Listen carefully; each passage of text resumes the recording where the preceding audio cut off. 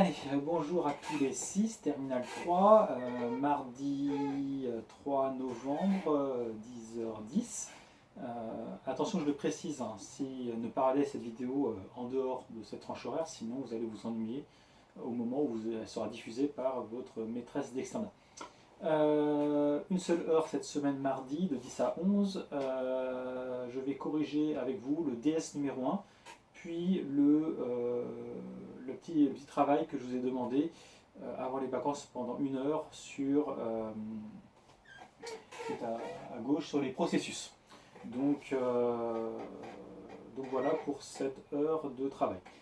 Comme la première vidéo, n'hésitez pas à mettre pause de temps en temps pour réfléchir, échanger entre vous, remettre en arrière notamment. Voilà, allez, c'est parti.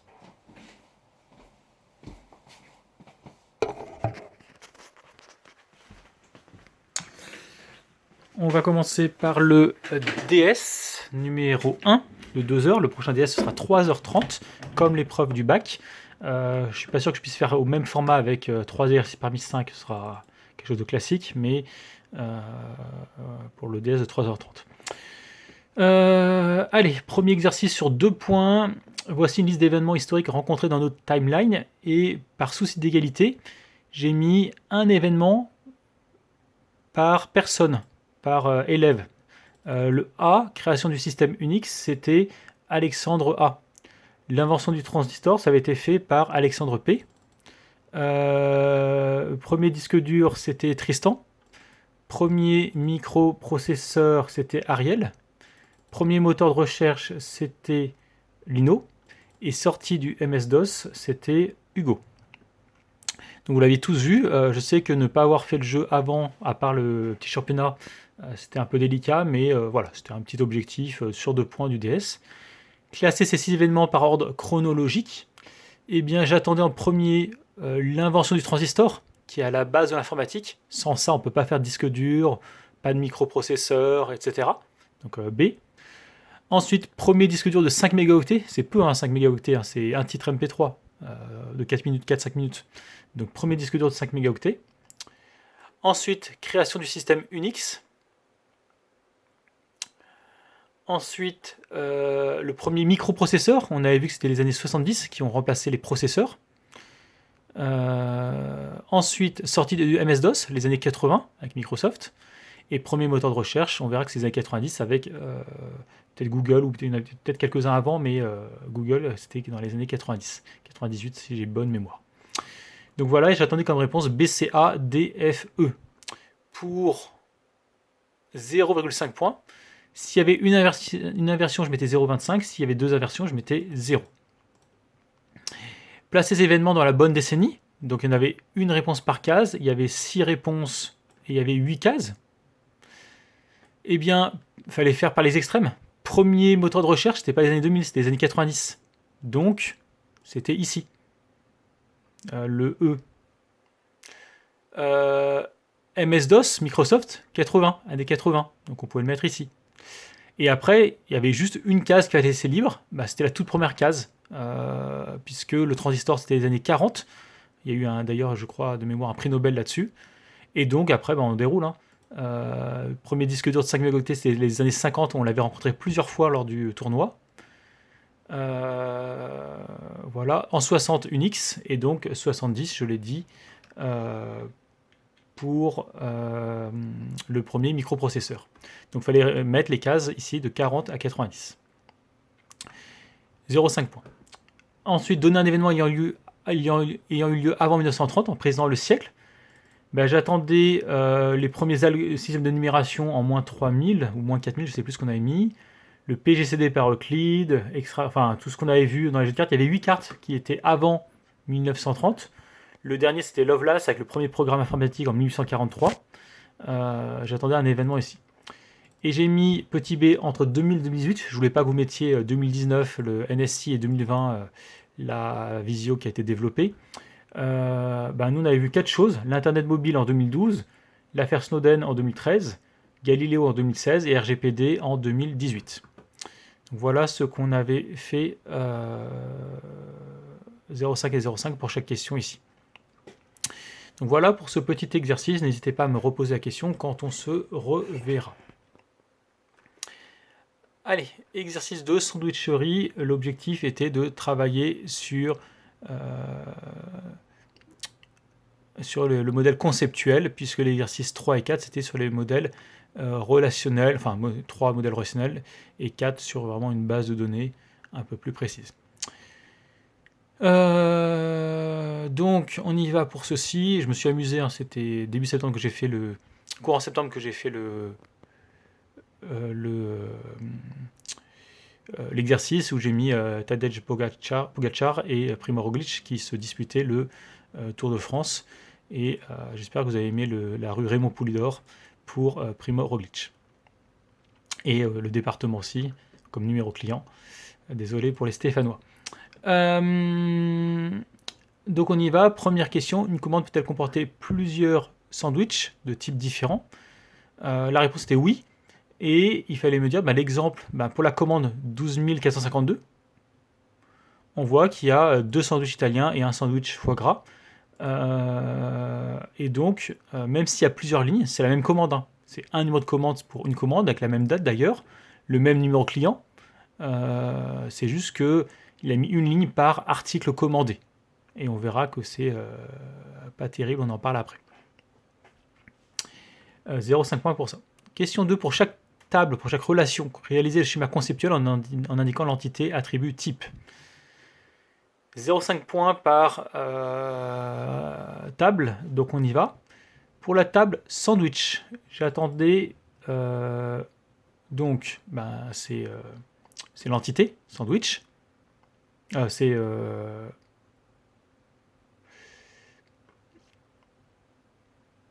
Non, c'est non. Pardon. Qu'est-ce que j'ai fait comme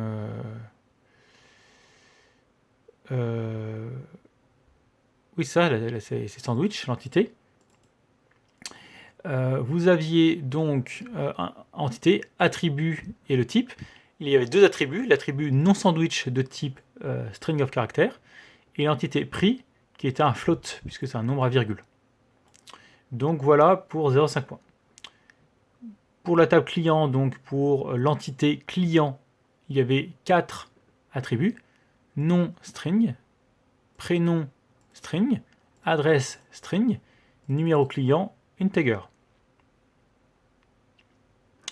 Et pour la table commande, donc l'entité commande, on avait 5 attributs, numéro client string of character, non sandwich, numéro client integer, string of character, integer a priori, date ou format date. On en a déjà parlé.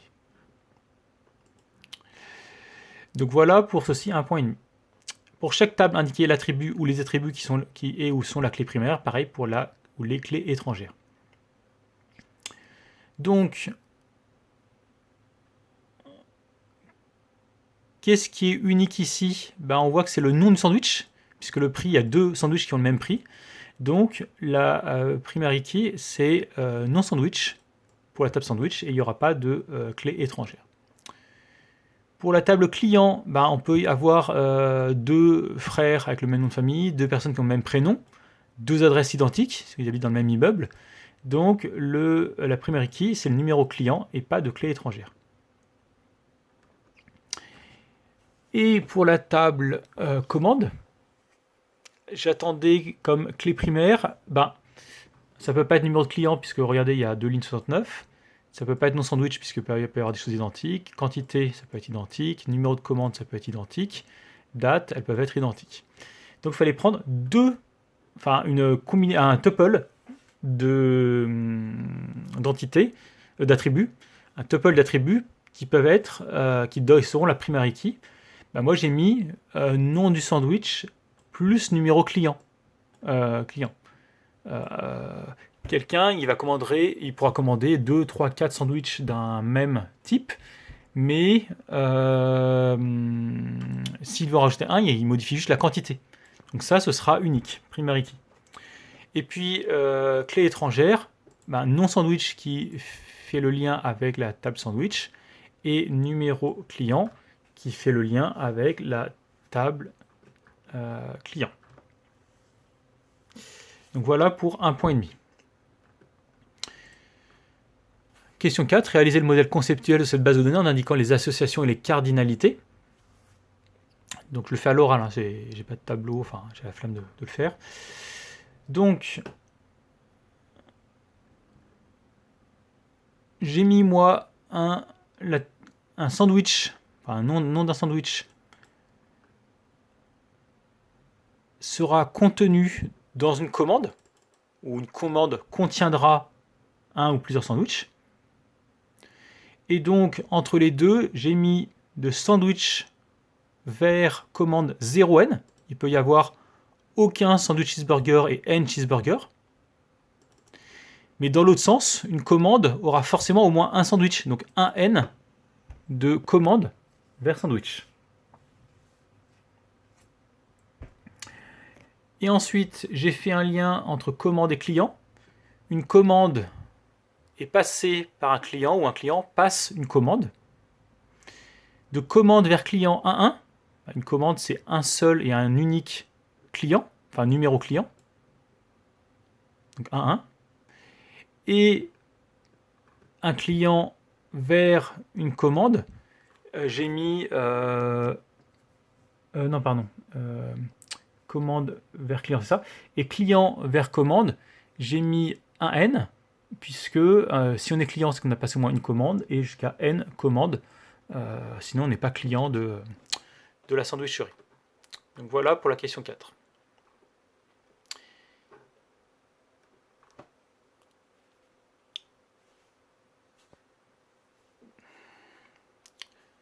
Donc question 5.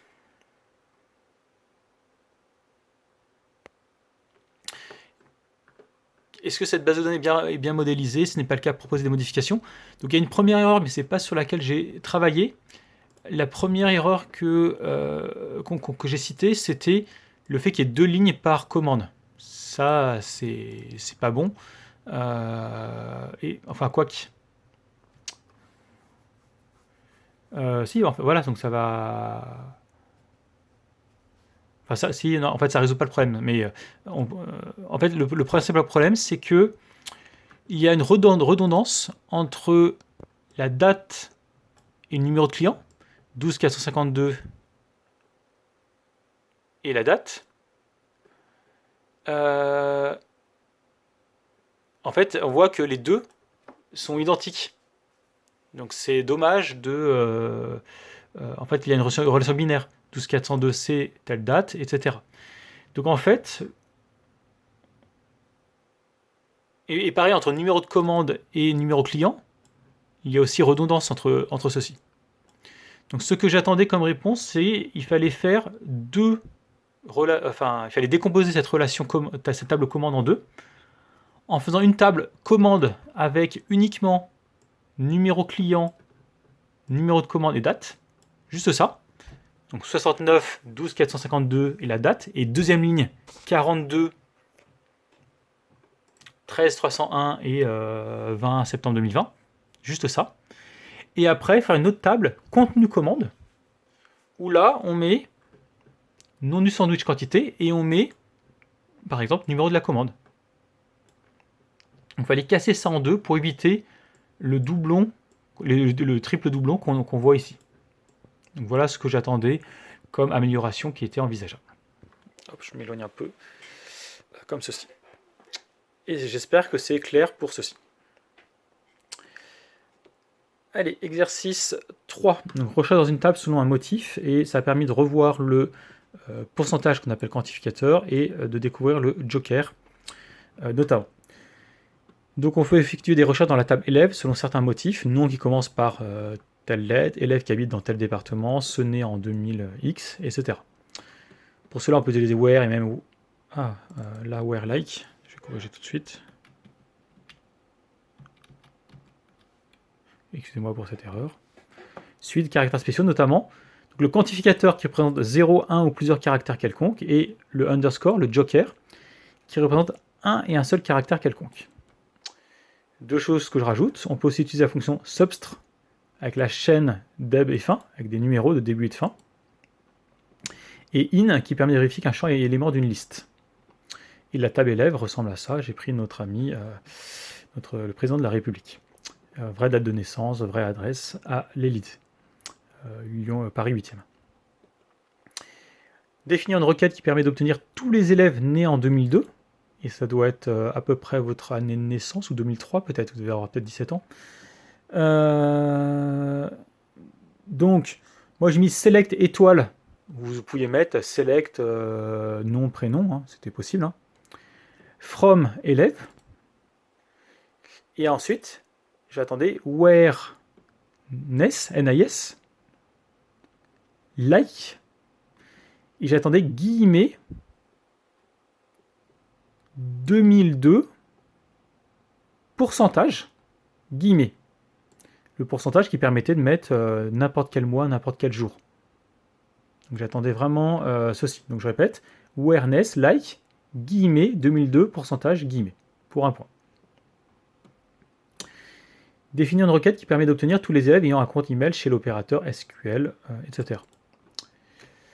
Je voulais pas avec le FR UK que vous fassiez un 5 or, sinon je vous en mettais 50 et là, voilà. J'attendais toujours select prénom nom ou select étoile from élève, where email, like, guillemets pourcentage, puisque ce qu'il y a arrobas, on ne sait pas combien il y a de caractères. Donc, guillemets pourcentage, arrobas SQL, point. Et là, comme on sait que c'est XX avec que 2 caractères, FR, UK, US, CN pour la Chine ou RU pour la Russie, j'ai pris les 5 pays fondateurs, enfin qui avaient la bombe atomique dans les années 60. J'attendais SQL.__, un double underscore.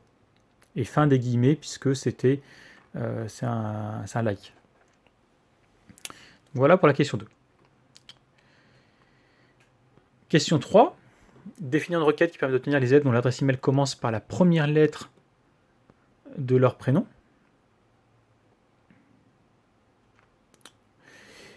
Donc là, j'attendais le substr. J'aurais peut-être dû vous l'imposer. Parce qu'il y a peut-être d'autres moyens de le faire.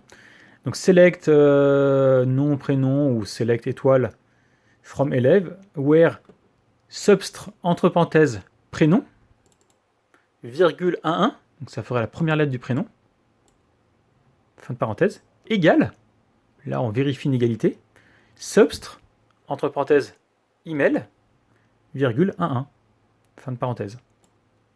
Donc j'attendais qu'on vérifie les 2 premières lettres. Là, ça ne marcherait pas pour Emmanuel Macron ou Manu Macron ici.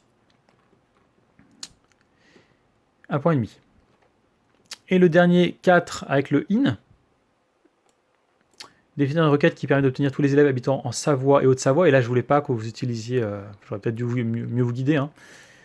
Select étoile ou select nom-prénom, from élève, where. Et là, on peut mettre substr, entre parenthèses CP, virgule 12. Donc les 2 premières lettres du code postal. Fin de parenthèse, in. Et là, on fait une liste, entre parenthèses, guillemets, puisque c'est... est-ce que vous saviez que c'était un string of characters Une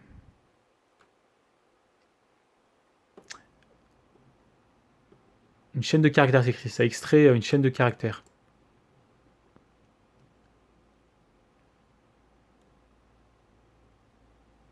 Voilà. Donc guillemets 73 guillemets, virgule, guillemets 74 guillemets, fin de parenthèse. Donc on fait une liste en mettant les guillemets pour 73, 74. Donc voilà pour l'exercice 3, pardon. J'espère que c'est bon pour ceci. Allez, base de données d'un hôpital avec toute la création ici. Les dates sont données sous la forme JJMMAAAA. Expliquer les lignes 2 et 23 qu'on n'avait pas vues. Ligne 2, j'attendais que on crée un ID qui sera integer, mais qui sera déclaré comme une clé primaire. Donc pour la table patient. Et auto-increment, qu'elle va s'incrémenter automatiquement. Si je rajoute quelqu'un, ce sera 1, rajoute quelqu'un 2, 3, 4, il n'y aura pas besoin de le compléter. Et la ligne 23, j'ai défini qu'une clé étrangère, que ID patient, ici, elle fera référence à la clé primaire de ID de patient. Donc la clé primaire que j'ai définie ici. Tout comme la ligne 24, c'est l'ID de matricule du médecin ici. Donc donc vous voyez, c'est un peu différent peut-être de ce qu'on avait vu, mais si vous avez bien bossé le SQL, normalement c'était tout à fait compréhensible. Question 2, après avoir parlé de notre président, on va parler de sa femme, Madame Macron. Née en 53, c'est vrai, elle demeure toujours à l'Élysée actuellement, elle veut être patiente. Donnez la commande SQL, insert into patient, values, et donc, deux possibilités. Soit vous mettez insert into patient et vous mettez les champs qu'on connaissait, c'est-à-dire uniquement, on n'avait pas l'ID, mais nom, prénom, genre, année de naissance, CP. Et après, vous mettez values entre parenthèses, Macron entre guillemets, Brigitte entre guillemets, F entre guillemets, 1953 integer et guillemets 75008. Ça c'est important, j'ai mis texte ici. J'espère que vous voyez bien ce que là j'ai dû. Ouais, vous voyez à peu près. Sur un vidéoprojecteur, vous devez voir à peu près texte. Et ou autre solution, insert into patient, values. Et comme il y avait le auto-increment ici, il fallait mettre en premier champ nul, NULL, et comme ce serait automatiquement incrémenté, il le ferait tout seul comme un grand. Donc là, c'était un peu plus dur. Macron, Brigitte, et après on remettait la suite comme tout à l'heure. Donc voilà pour la question 2. Question 3, en 2022, donc c'est la fin du mandat d'Emmanuel Macron, en supposant qu'il ne se représente pas ou qu'il ne soit pas réélu. Elle réaménage dans son ancien appartement de Bercy. Je rappelle que M. Macron a été ministre des Finances avant d'être président de la République. Bercy 75012. Donner la commande SQL permettant cette modification. Update patient. 7 CP égale guillemets 75012 guillemets. Et après, il faut faire un where. Donc j'ai mis where nom égale Macron.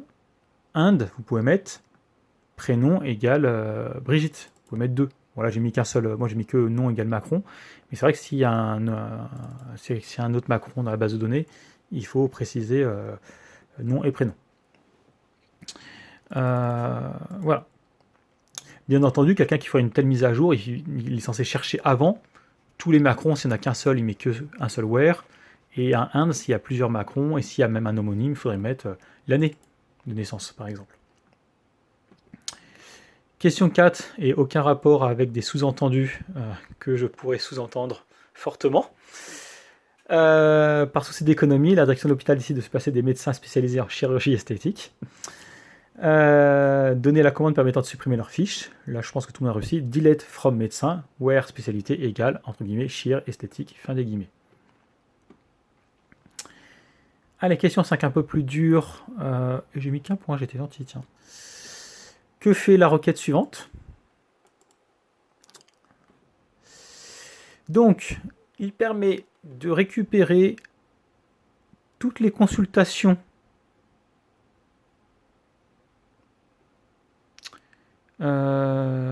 puisqu'on récupère des ordonnances. Donc on récupère des consultations. Chaque consultation, c'est une ordonnance.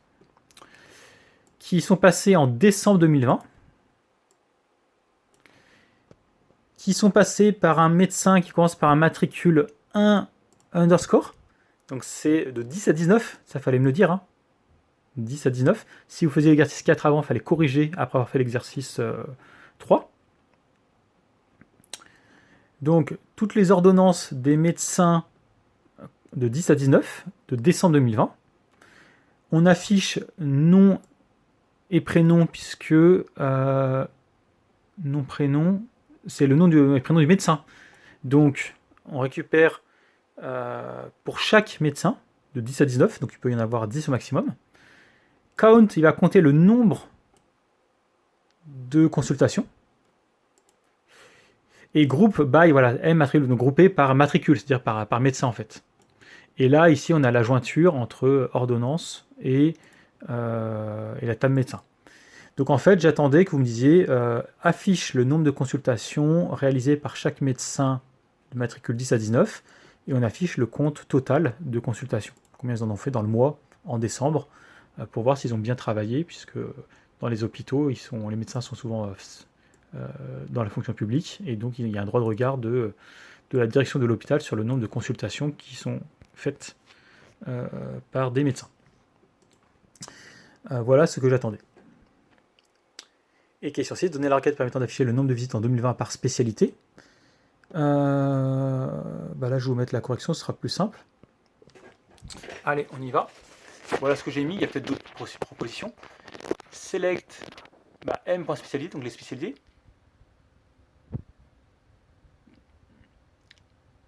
On va compter à partir des codes, donc les codes identiques, as nombre de consultations 2020. From ordonnance inner join médecin, donc c'est pour faire la jointure avec la relation on. Where, donc la date de l'ordonnance, like, guillemets, pourcentage 2020, guillemets. Et groupe by m.spécialité pour grouper. Donc voilà ce que j'attendais pour la réponse. Vous voyez en même temps la réponse à la question 5, ça vous permet de mieux comprendre ce que j'attendais de vous pour ce DS. Voilà, donc s'il y a des questions, n'hésitez pas, puisque les notes de terminale, je dois les rendre uniquement fin novembre, donc il y a un peu de temps si certains veulent contester leurs notes, grappiller des points, on pourra en discuter directement. Voilà pour ce DS, ça fait combien de temps de vidéo? 26 minutes, parfait pour 1 heure de cours, si vous avez mis des pauses. Et maintenant, on va regarder les processus. Ce que j'attendais, donc je vous rendrai votre travail la semaine prochaine, le lundi 9 novembre. Donc voilà ce que j'attendais de vous.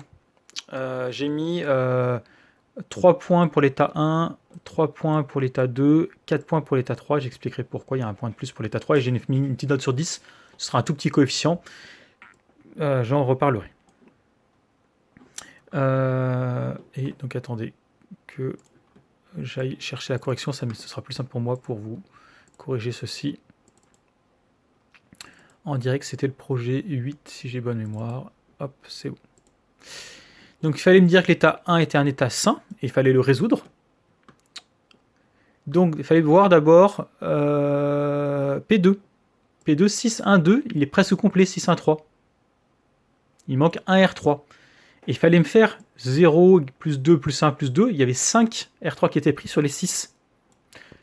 Donc il fallait me dire P2, enfin, le système attribue le dernier R3 à P2, 6, 1, 3. P2 se termine et il libère 6 R1, 1 R2, 3 R3.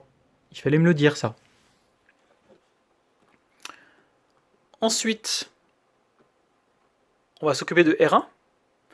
R1, il lui faut 3 R1. P1, il lui faut 3 R1. On en a libéré 6 de P2, donc c'est bon.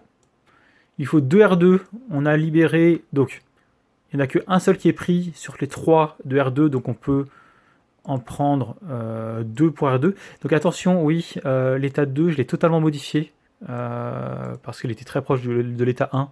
Donc ça, c'est l'état 2 pour si un jour je dois redonner ça en projet, sachant que l'année prochaine, je donnerai un projet différent au terminal, bien entendu. Donc là, j'ai modifié parce que le état 1 et état 2, c'était quasiment les mêmes.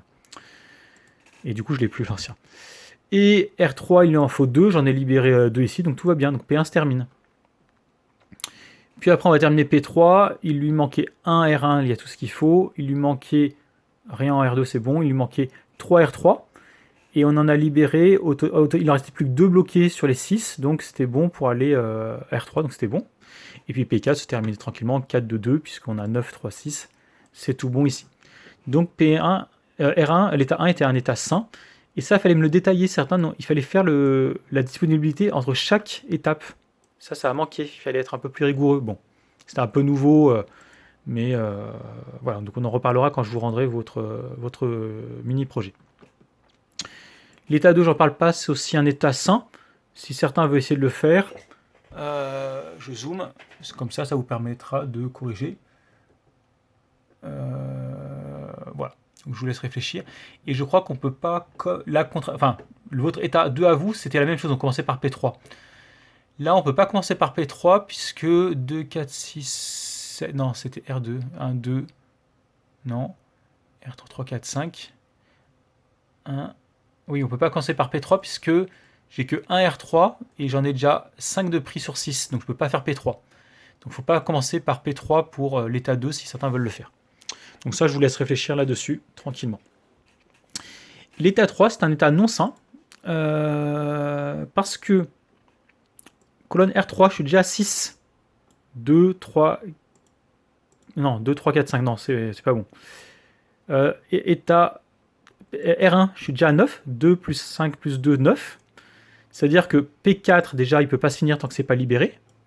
P3, il est à 2, il en manque 1, il ne peut pas se libérer. P2, il est à 5 sur 6, il en manque 1, il ne peut pas. Il y en a 0 disponible. Et R1 et P1, 2 sur 3, il ne peut pas. Et donc, il fallait bien m'expliquer ça. Et j'attendais pour 1 point sur 10 que ici, ça s'appelle, et je l'ai dit en plus pendant l'évaluation, que c'est l'interblocage. On est en interblocage. Donc voilà pour la notation. Donc voilà ce que j'attendais pour ce petit travail sur les processus. Voilà, 31 minutes pour ce cours du mardi. Je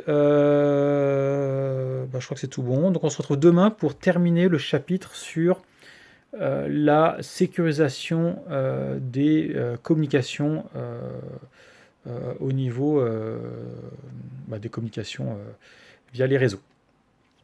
Allez, à demain pour la prochaine vidéo.